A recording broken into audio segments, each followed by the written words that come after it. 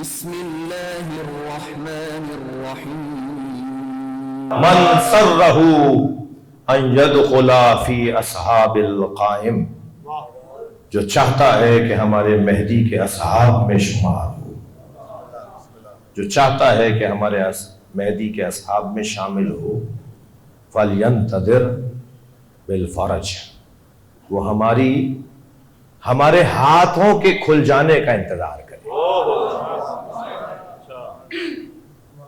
Fridge یعنی گشائش، ہم جو چاہتے ہیں وہ ہو جائے، اسے کہتے ہیں فرج۔ جو ائمہ چاہتے ہیں وہ ہونے لگے، جو ائمہ چاہتے تھے وہ نہیں ہوا نا بھائی، جو ائمہ چاہتے تھے وہ نہیں ہوا۔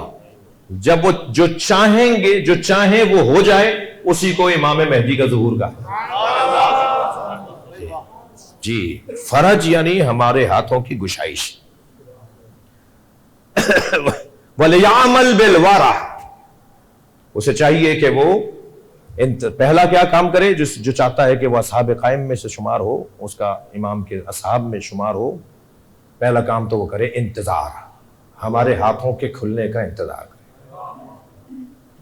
دوسرا وہ یہ کرے کہ اپنی زندگی کو تقوی اور پرہیزگاری، ورع اور زہد اور دنیا داری سے اور دنیا مداری سے بچائے۔ میرے الفاظ ہیں، دنیا مداری سے بچائے جی۔ دنیا دار اور ہے، دنیا مدار اور ہے جی۔ کچھ دنیا کو گھماتے ہیں، کسی کو دنیا گھماتی ہے جی جی۔ جو دنیا کو گھمائے وہ اللہ کا ولی ہے، اور دنیا جسے گھمائے وہ شیطان ہے، شیطان کا نمائندہ ہے۔ تو یہ بالورع، تقوی اور پرہیزگاری کے ساتھ زندگی گزارے اگر وہ چاہتا ہے اصحاب میں سے شمار ہو، اور ومحاسن الاخلاق، اور اپنے اخلاق کو بہتر کرے۔ اگر ہم چاہتے ہیں تو ہمیں اپنے اخلاق کو بہتر کرنا ہوگا جی۔ خلق، حسن خلق۔ بعض لوگوں کو آپ نے دیکھا ہوگا کہ ان کا چہرہ اتنا اترا ہوا ہوتا ہے، ایسا لگتا ہے جیسے چھٹا جہاز ڈوب گیا ہے ان کا۔ ارے بھائی مسکرا کے بات کر لو، سلام کا جواب دے دو۔ تم سلام تو کر ہی نہیں رہے ہو، جواب بھی نہیں دے رہے ہو۔ تم مسلمان ہو، صلوات پڑھیں محمد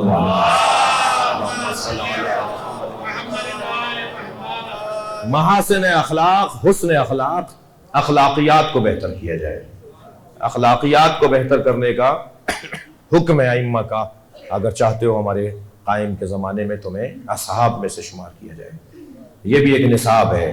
حسن اخلاق، تقوی، پرہیزگاری اور انتظار فرج، یہ تین کام چاہنے والوں کو دعوت عام ہے، اور وہ آنے والا ہمارے انتظار میں ہے یا ہم ان کے انتظار میں ہیں، یہ بھی طے کرنے کی ضرورت ہے۔ مجھے شارب لکھنوی صاحب کے دو مصرے یاد آ گئے۔ وہ کہتے ہیں کہ ہم ان کی دید کے طالب، وہ حکم خالق کے، ہم ان کی دید کے طالب، وہ حکم خالق کے، مزہ ہے دونوں طرف انتظار ہوتا ہے۔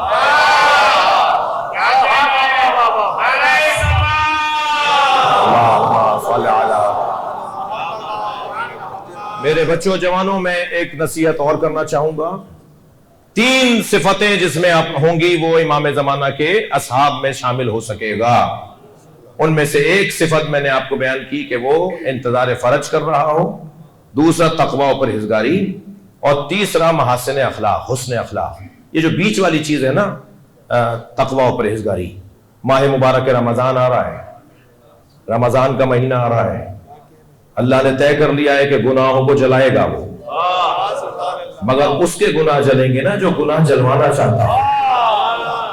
لیکن جو گناہ ہی جلوانا نہ چاہتا ہو، جو اپنے عذاب کو ہی ختم نہ کرنا چاہتا ہو، شرم آتی ہے جب کبھی سننے کو ملتا ہے کہ ایک صحت مند فرد، صحت مند انسان خامخواہ روزہ نہیں رکھا، نہ وہ سفر میں ہے، وہ بیمار ہے، نہ ہی کوئی اس کے اوپر کوئی عذر طاری ہے جو خواتین پر ہوتا ہے جی۔ بیمار بھی نہیں ہے، عذر بھی نہیں ہے، اور سفر میں بھی نہیں ہے، اپنے گھر میں ہے اور روزہ نہیں رکھتا۔ ارے بھائی تم روزہ کیوں نہیں رکھ رہے؟ جواب یہ دیتا ہے بھوک لگتی ہے۔ تو اللہ بھوک ہی تو رکھوانا چاہتا ہے۔ بھائی روزہ کیوں نہیں رکھ رہے؟ پیاس لگتی ہے، تو اللہ پیاس ہی تو لگوانا چاہتا ہے. یہ کہہ رہا جی پیاس لگتی ہے اس لیے روزہ نہیں رکھتا، تو پیاسا ہی تو رکھنا چاہتا ہے وہ تمہیں. جو جان بوجھ کے روزہ چھوڑتا ہے، توجہ چاہوں گا، جملہ بڑا، حدیث کا فقرہ بڑا ہلا دینے والا ہے، جھنجھوڑنے والا ہے. معصوم فرماتے ہیں جو جان بوجھ کر قصدن روزہ چھوڑتا ہے اسے کافروں کے قبرستان میں دفنا دینا ہمارا کوئی تعلق نہیں.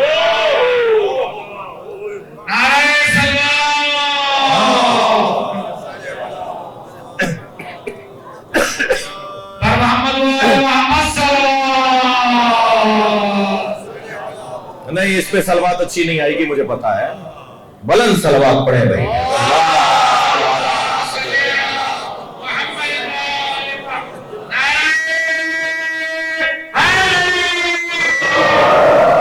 جو جان بوجھ کے روزہ چھوڑتا ہے، اللہ کرے میری بات جو رکھتے ہیں وہ تو رکھتے ہی ہیں، سبھی رکھتے ہیں آپ ماشاءاللہ، آپ سبھی رکھتے ہیں بات. ان کے لیے عرض کر رہا ہوں کہ جو بے توجہی کا شکار ہے. گدھا، اب آپ ذرا سنیے، گدھا روزانہ ایک ذکر کرتا ہے اللہ کے بارگاہ میں. ایک بڑا دلچسپ مضمون ہے یہ کہ جانوروں کی بولیاں ائمہ نے بتائی ہیں کہ گھوڑا کیا بولتا ہے روزانہ، تیتر کیا بولتا ہے، مرغ کیا بولتا ہے، سانپ کیا بولتا ہے، مینڈک کیا بولتا ہے. مجھے یاد ہے، بہت پرانی بات ہے، حافظ تصدق صاحب جب یہاں آیا کرتے تھے اچھے زمانے میں، تو میری جو مراد ہے وہی لی جائے، تو وہ انہوں نے یہ روایت ایک دفعہ ایک پورے خمسے میں ان روایتوں کو پڑھا تھا. ہاں، کہ جانوروں کی بولیاں ائمہ نے بیان کی ہیں کہ کون جانور کیا بولتا تھا. تو گھوڑا کیا بولتا ہے بتا دوں؟ گھوڑا روزانہ جو ہنہناتا ہے تو وہ اللہ کی تسبیح کرتا ہے، اور اس تسبیح میں وہ کہتا ہے اللہم انصر المؤمنین علی الکافرین. گھوڑا یہ اللہ سے دعا کرتا ہے، یا اللہ مومنوں کو کافروں پر نصرت عطا فرما. یہ وہ دعا کرتا ہے. اور گدھا کیا بولتا ہے بتا دوں؟ گدھا کہتا ہے اللہم لعن من ترک الصوم متعمدا. یا اللہ اس پر لعنت کر جو روزہ جان بوجھ کے چھوڑتا ہے. اب ایک تو لعنت وہ بھی گدھے کی.